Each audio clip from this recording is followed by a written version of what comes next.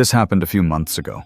I've been driving for Lyft for a few years now, and I usually stick to late-night shifts. The roads are quieter, and the tips are better. But there's a trade-off. Every once in a while, you get a story that sticks with you. And not in a good way. I've always thought of myself as careful. I've dealt with my fair share of strange passengers. But nothing, and I mean nothing, came even close to how bizarre what I'm about to tell you was. I didn't have a dash cam at the time, and that night is the main reason I installed one afterward. It started off normal enough. Just me, driving, and the occasional weird sound my car would make. I've got this beat-up 2005 Volvo, but it's reliable as hell. The streets were literally deserted, which, like I said earlier, I actually preferred. Sometime after 2 a.m., I got a request from a nearby convenience store.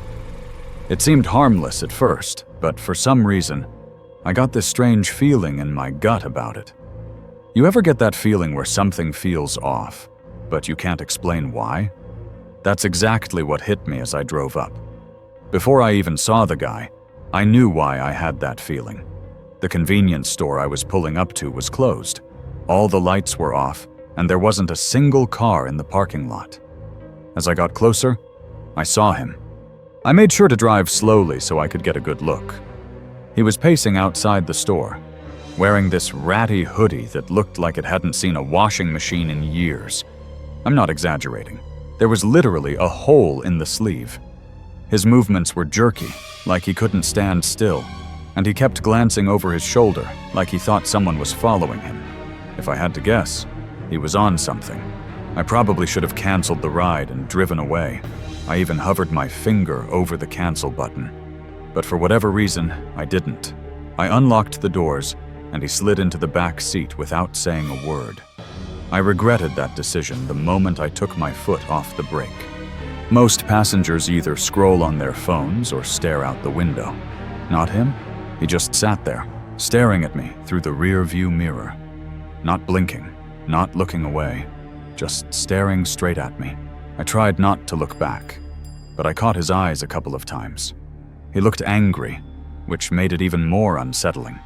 I tried to ignore it, and turned on the radio to break the silence. I don't even remember what station it was, but the moment the music started, he snapped at me to turn it off. His voice was deep and a little raspy, and I could tell right away he was a smoker. It caught me off guard, and I jerked the steering wheel slightly. I resisted the urge to look at him in the mirror and did what he said, gripping the wheel a little tighter. I didn't say anything. We drove in silence for a while. I hoped he'd just stay quiet until we reached his stop, but then he spoke. I remember the conversation like it was yesterday. He asked me if I'd ever picked up someone I shouldn't have. That question hit me like a brick. I let out an awkward laugh and said, "Well, I hope not." I was trying to keep things light, but he didn't react at all. He just leaned back and muttered something under his breath that I couldn't hear. Then he started talking about how he used to be an Uber driver and how he quit after some punks stole things from his car. He was slurring his words, so I couldn't catch everything, but I got the general idea. I glanced in the mirror once or twice while he talked, and I realized he was smiling the entire time. That was incredibly unsettling. A normal person doesn't smile while talking about something like that. He ended his story by saying, "It's funny how much trust you put in someone sitting right behind you." That comment was what really got to me. That's when I stopped seeing him as just some unstable drug addict and started thinking of him as an actual threat. Unfortunately, there wasn't much I could do. I felt my pulse speed up. I kept my eyes on the road, but my thoughts were racing. I glanced at the GPS, focusing on the destination like it was some kind of lifeline. But he wouldn't stop talking. He kept rambling about nonsense, some of it disturbing, some of it just incoherent. I couldn't keep up. Eventually, he started apologizing to someone. I don't think it was me. He began hinting that he'd done something terrible, saying over and over, "I didn't mean it," followed by frantic apologies. I didn't respond. I was afraid that if I did, he might do something. I didn't know what he'd done or what he was capable of, and I didn't want to find out. We were only a few minutes from his stop when he suddenly snapped out of his haze and yelled that I'd missed the turn. I hadn't. The GPS clearly showed we were on the right route, but I slammed on the brakes anyway, mostly out of fear. He demanded that I pull over, so I did. My hands were shaking. I just wanted it to be over. As soon as I shifted into park, headlights appeared behind us. It was a police car. I said a silent prayer and watched as it slowly drove past, its spotlight briefly sweeping over my car. The guy in my back seat slouched down, trying to stay out of sight. I glanced back and saw him lying almost completely flat across my back seat, his eyes closed. I snapped my head forward before he noticed, trying to keep my breathing steady. He stayed like that for an uncomfortably long time. I wanted to tell him to get out, but I decided against it. Eventually, he lifted his head and told me I'd gotten lucky. Before I could react, he opened the door and disappeared into the night. I ended my shift early after that. I was shaken and didn't feel safe driving anymore. A few weeks later, I came across something on my phone that made my stomach drop. According to a news article, a convenience store had been robbed the same night I picked up that passenger. It was only 2 blocks from where I'd picked him up. It still makes me sick knowing how close I was to a dangerous criminal. Someone who could have seriously harmed me if he'd chosen to. I'm honestly afraid to contact the police about it. I try to avoid law enforcement for personal reasons I won't get into, and I'm not even sure my report would help at this point. Either way, I'm a lot more cautious about who I let into my car. I used to live in the city. The urban lifestyle was always what I imagined for myself. I won't go into details, but after an extremely traumatic experience, I couldn't even tolerate small noises anymore. I started to hate noise altogether. My psychiatrist told me I'd developed a rare case of phonophobia, that pins and needles feeling you get when your foot falls asleep. It was like that, but in my chest. Constant. Like my body was always bracing for something that never came. Every car horn, every slamming door felt like a shock straight to my nerves. I couldn't live like that anymore. About 3 years ago, I found a cabin hidden deep in the Pacific Northwest. I don't want to say exactly where, for reasons you'll understand soon. But all I'll say is this.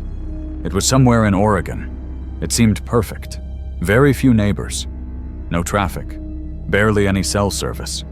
What really sold me, though, was the lack of noise. It was just me and the peace and quiet. For the first time in months, I thought I might actually feel safe. The cabin itself was small, but cozy. To be fair, it was exactly what the listing had promised. You could tell it had been built to last, with thick wooden beams and a sturdy stone fireplace. When I first walked in, it smelled like pine and old books. You know that earthy scent that's oddly comforting, like one of those old cabin-style bed and breakfasts, especially if you've ever gone skiing. The nearest neighbor lived about a 10-minute walk away, down a narrow dirt path. I didn't meet her right away, though. For the first few days, I just soaked in the silence. I'd wake up to birds instead of sirens, and at night the only thing I heard was the wind brushing through the trees. It felt like the entire world had hit pause, and I could finally breathe again. I did all my work on my laptop, so there really wasn't any need to connect with the outside world beyond that. About a week after I moved in, there was a knock at the door. The cabin obviously didn't have a doorbell, so knocks were something I'd have to get used to. I opened the door, expecting it to be my neighbor, and it was. She was a moderately older woman carrying a basket of preserves, like she'd stepped straight out of a Hallmark movie. She introduced herself as Michelle, and told me she lived about 10 minutes down the trail. That didn't sound far until you factored in how dense the woods were. I mean, you could get turned around out there, just looking for firewood. She was in her late 60s, with oddly long gray hair and piercing blue eyes that made you feel like she could see right through you. She wasn't rude, exactly. More blunt. She welcomed me to the woods and extended the basket toward me like she fully expected me to take it. I didn't really have a choice. She was practically shoving it into my hands. I know that sounds hospitable, but her vibe felt off, if that makes sense. I took it almost impulsively, though I'll admit I'd never been treated that way by a neighbor before. It wasn't anything extreme, just unfamiliar. I thanked her, and she looked at me like she was waiting for me to say something else. I honestly didn't know what else to say, so I just smiled. She kept staring at me, which only reinforced my suspicion that she didn't interact with many people. Eventually, she spoke. These were her exact words, and I'll never forget them. Always, Uskas, keep your lanterns full, your windows shut tight, and your wits sharper than your axe. That's not something a normal person says. It sounded less like advice and more like a warning, like she was reciting rules from some kind of handbook. I nodded, smiled, and turned to go back inside. After I shut the door, I stood there in silence, waiting to hear her footsteps walk away. She didn't leave for a good 45 seconds, which was probably the strangest part of the entire interaction. Despite the weirdness, I did appreciate the gesture. She seemed reclusive, but not unfriendly. The kind of person who'd help if you asked, but wouldn't pry. I told myself it was reassuring to know someone lived nearby, even if I never planned on needing her. I didn't even look inside the basket. I just set it down in the living room and forgot about it. That night, there was a thunderstorm, which is rare for Oregon, but it does happen. I lit a few candles and curled up on the couch with a book, trying to ignore the fact that the power kept flickering. Some people might find that kind of isolation terrifying, but I loved it. My brain wasn't alarmed by the storm. The thunder didn't bother me at all. In fact, listening to it was soothing. That storm was what made me realize I might actually be okay out there. Of course, that peaceful feeling didn't last. A few hours into the storm, there was a knock at the door that nearly made me jump out of my skin. Calling it a knock is generous. It was more like pounding, loud, aggressive. Whoever it was clearly didn't care that it was pouring rain. My heart started racing, and that awful pins and needles sensation flared up in my chest. After hesitating for a few seconds, I grabbed a flashlight and went to see who it was. I peeked through the small glass pane next to the door. It was Michelle. She was soaked to the bone and clutching a flashlight. I opened the door, and she spoke before I could even say hello. She blurted out that she'd seen someone near my woodpile and thought I should know. I was completely confused, but her words were alarming enough that I didn't question her right away. I stepped onto the porch and shined my flashlight into the rain, but I couldn't see anything, just trees. I asked if she was sure, and she nodded. Her eyes kept darting toward the woods, like she expected someone to step out at any second. The whole thing was unsettling. Between the darkness and the storm, there wasn't much I could make out. Before I could ask anything else, she told me to be careful and started walking away without waiting for a response. I watched her disappear down the trail, completely unfazed by the rain. I stayed there until her flashlight faded from view, then went back inside. The moment I shut the door, something clicked. Her story didn't add up. How could she have seen someone near my woodpile if her cabin was 10 minutes away? That meant she had to be on my property already. And why would she be snooping around my cabin in the middle of a thunderstorm? Was she lying? None of it sat right with me. Still, marching over to her place during a storm wasn't happening. I locked the cabin as tightly as I could and sat in my bedroom, listening. Eventually, the storm began to die down, but my unease didn't. After a few quiet hours, I convinced myself it was probably safe to sleep. I don't remember the exact time, but sometime after midnight, I woke up to the sound of a branch snapping just outside my bedroom window. I'm a very light sleeper, and I was absolutely certain it was a branch snapping, not something else. I froze, listening.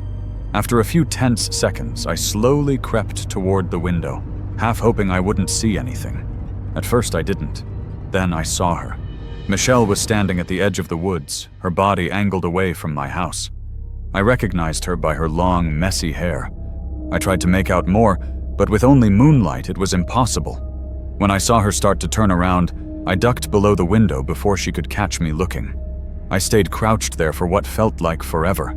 When I finally worked up the courage to peek again, she was gone. I didn't know what to think.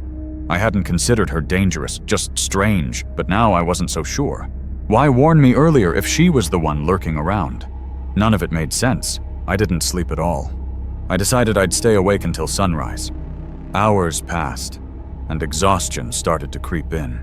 Just as I began lowering my guard, there was another knock at the door. This one was quiet, controlled. Still, there was no way I was answering it. The pins and needles sensation returned as I quietly moved closer and peeked through the glass. I froze. It wasn't Michelle. It was a burly, bald man with a thick beard. I had to fight every instinct not to scream. The situation went from bad to terrifying in seconds.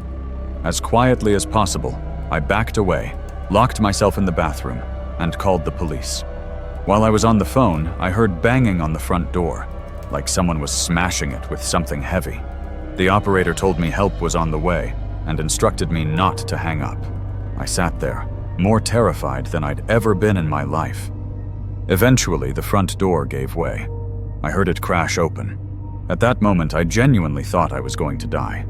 The man started destroying my cabin. At least, that's what it sounded like. Glass shattered. Wood splintered. I didn't make a sound. He never seemed to search for me because I never heard his footsteps leave the living room. After a while, the destruction stopped, and everything went silent. I'd been holding back a panic attack the entire time. To my surprise, the police arrived fairly quickly, just not fast enough to catch the man in the act. He was long gone. I begged the officers to help me, but they were completely useless. They did a half-hearted search of the surrounding area, and that was it. They wouldn't even agree to search the woods, saying it was too dense and that they were unlikely to find anyone there anyway. I pleaded with them to at least come with me to Michelle's cabin, and they reluctantly agreed.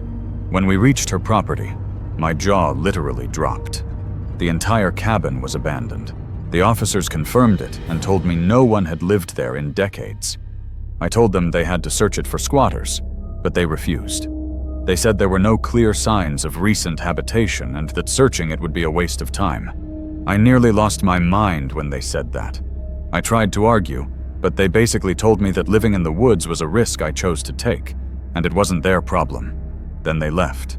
I was furious. I moved out of that cabin shortly after, but not before spending one more night there. It was miserable, but somehow nothing else happened. Things have been good for me since then, but I still think about that experience constantly. Some of my more superstitious friends have suggested that Michelle was actually a spirit trying to protect me, watching over my property for some reason. I don't believe in the paranormal. I think it's far more likely that two people, Michelle and that man, had been squatting in the abandoned cabin nearby. I still don't understand why they chose to target me, or why Michelle would bother warning me if she planned on breaking into my home later. I don't think I'll ever know.